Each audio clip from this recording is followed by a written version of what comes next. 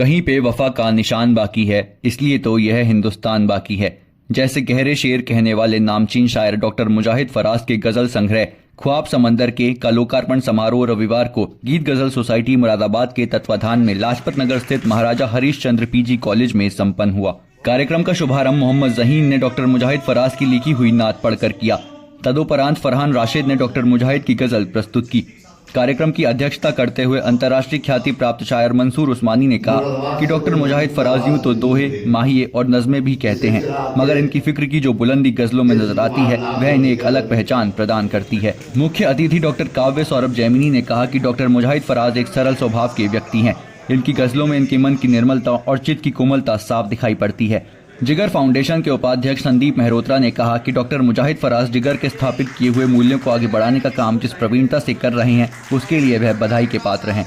प्रमुख समाजसेवी अहमद खान ने कहा कि डॉक्टर मुजाहिद फराज गौहर साहब के ऐसे शागिर्द हैं जो उनके नाम को निरंतर चार चांद लगा रहे हैं। इस अवसर पर प्रख्यात नवगीतकार योगेंद्र वर्मा व्योम ने पुस्तक की समीक्षा करते हुए कहा कि डॉक्टर मुजाहिद फराज के गजल संग्रह ख्वाब समंदर के की गजलों से गुजरते हुए महसूस किया जा सकता है कि उनकी गजलें जहां एक ओर भाषाई स्तर पर हिंदुस्तानी गजल के भव्य स्वरूप में अवतरित हुई हैं, वहीं दूसरी ओर गजल के परंपरागत स्वर के साथ साथ वर्तमान समय में उपजी चिंताएं, उपेक्षाएं, विवशताएं और आशंकाएं भी उनकी गजलों में महत्वपूर्ण रूप से उपस्थित हैं, जिन्हें उन्होंने बहुत ही प्रभावशाली ढंग से अभिव्यक्त किया है। शायर जिया जमीन ने समीक्षा करते हुए कहा कि डॉक्टर मुजाहिद फराज उस पीढ़ी का हिस्सा भी हैं जिसे आला अखलाक और रिवायत की पासदारी वाली आखिरी पीढ़ी कहा जा सकता है, यानी वो पीढ़ी जिसने जवान होते हुए पिछली सदी में शौर व आगाही की फसल भी काटी और अब इस खलिहान को बंजर होते हुए भी देख रहे हैं। जगह जगह उनके यहाँ यह दुख मौजूद है। डॉक्टर फराज की शायरी में इश्क की सरगोशियां हैं, मगर ये सरगोशियां बहुत मोहतात हैं। शेरी फिजा मजबूत है, जबान साफ और शाइस्ता है। बहुत सोच समझ कर ठहर ठहर कर शेर करने की आदत डॉक्टर फराज को कम शेर कहने पर मजबूर करती है। तो वो भी सही मानों में डॉक्टर आसिफ साहब की कोशिश थी, इसलिए मैं इस इजरा की रस्म का सेहरा भी डॉक्टर मोहम्मद आसिफ साहब के साथ डॉक्टर कृष्ण कुमार नाथ साहब यहाँ तशरीफ फरमा है, अपने ख्यालात और जज्बात का इजहार कर चुके हैं।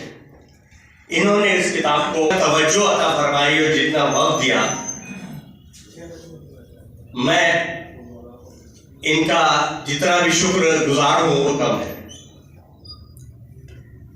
भाई मौज़म अली अजाली साहब बैठ यहाँ तशरीफ फरमा है, इन्होंने इस किताब के टाइटल कवर को डिजाइन किया और वो भी मुझे जैसा बताया गया था कि बहुत मसरूफ रहते हैं, बहुत वक्त लेते हैं, लेकिन इन्होंने मेरी मंशा के मुताबिक और कम वक्त में इस काम को तैयार किया और बार बार मुझे फोन करते रहे कि इसमें कोई कमी हो तो बताइए।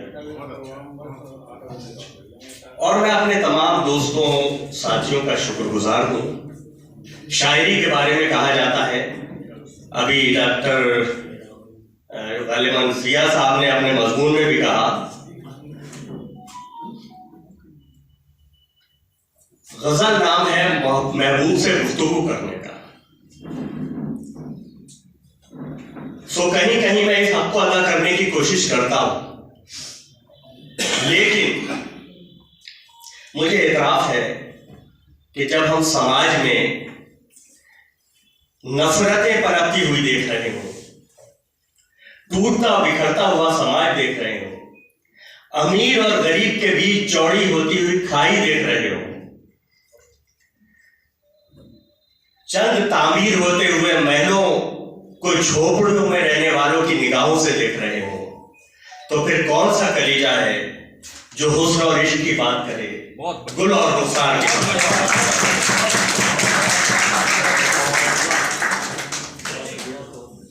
लिहाजा मेरी शायरी में मेरा समाज आ जाता है, मेरे एहसासात आ जाते हैं, और कई लोग शायद इसे शायरी ना समझते हो, लेकिन मैं समझ रहा हूं कि मैं समाज का एक आईना दिखाकर कम से कम सोए हुए लोगों को जगाने की कोशिश कर सकता हूं। सो अपनी हैसियत के मुताबिक मैं कोशिश कर रहा हूं।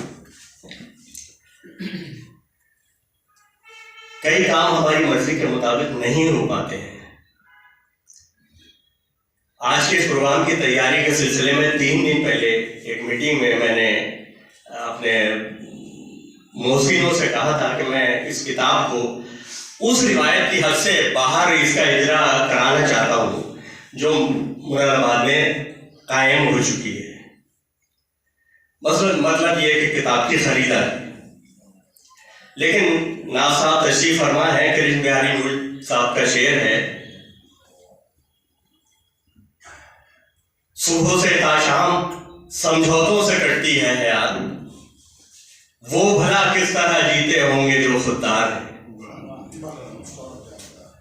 तो मैं भी उसी कैफियत से गुजरा हूं, लेकिन फिर भी आप तमाम हजरात का एहसानमंद हूं और शुक्र इस बात का अदा कर सकता हूं कि कम से कम अदब को इज्जत और वकार बख्शने वाले लोग आज भी मौजूद हैं। इस अवसर पर doctor Manoj Rastogi, doctor Asif Hussain, doctor Krishna Kumar नाज, डॉक्टर शाहिदीन कुरैशी आदि ने भी अपने विचार व्यक्त किए।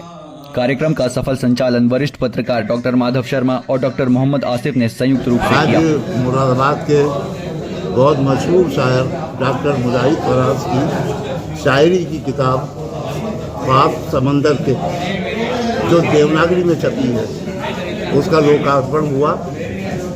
शहर के बड़े मौजूद लोग, बड़े इम्पोर्टेंट लोग, ख़ास तौर से काबे सौरभ जेलवी जी, अहमद खान साहब, संदीप मेहरोत्रा जी, डॉक्टर यूसी रस्तोगी, हम सब लोग जमा हुए।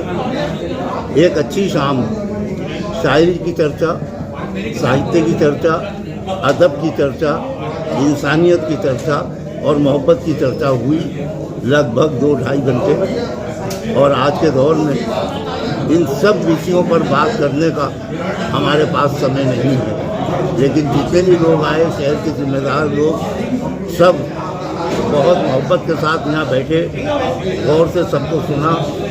हमारी ये दुआ है कि जो कुछ सुनकर लोग जा रहे हैं, इसे अपने साथ ले जाएं और मोहब्बत का पैगाम पूरे समाज को दें, भाईचारे का पैगाम दें, समाज की मजबूती का पैगाम दें, देश की तरक्की का पैगाम दें। मेरे दूसरा काव्य संग्रह है जिसका आज विमोचन किया गया, ख्वाब समंदर के। मैं गीत गज़ल सोसाइटी के तमाम ही सदस्यों का, जिम्मेदारों का और उससे भी ज़्यादा मुरादाबाद के साहित्य प्रेमी जनता का शुक्रगुजार हूँ कि जिन्होंने इस किताब को सामने लाने का, मंजर आम पर लाने का मौका दिया। एक शायर के लिए ये बहुत कीमती और बहुत बड़ा दिन होता है। उसकी कीर्ति जो है वो सामने आए समाज के और किसी के काम आ सके। अगर हमारी इस किताब में 1-2 शेर भी किसी की ज़िंदगी बदल सकें तो यकीन जानिए कि हमारा काम पूरा हो चुका और हमारी शायरी जो है वो सफल है। लेटेस्ट न्यूज अपडेट जानने के लिए सब्सक्राइब करें हमारा चैनल ईशान न्यूज नेटवर्क और हाँ, बेल आइकन दबाना मत भूलिएगा।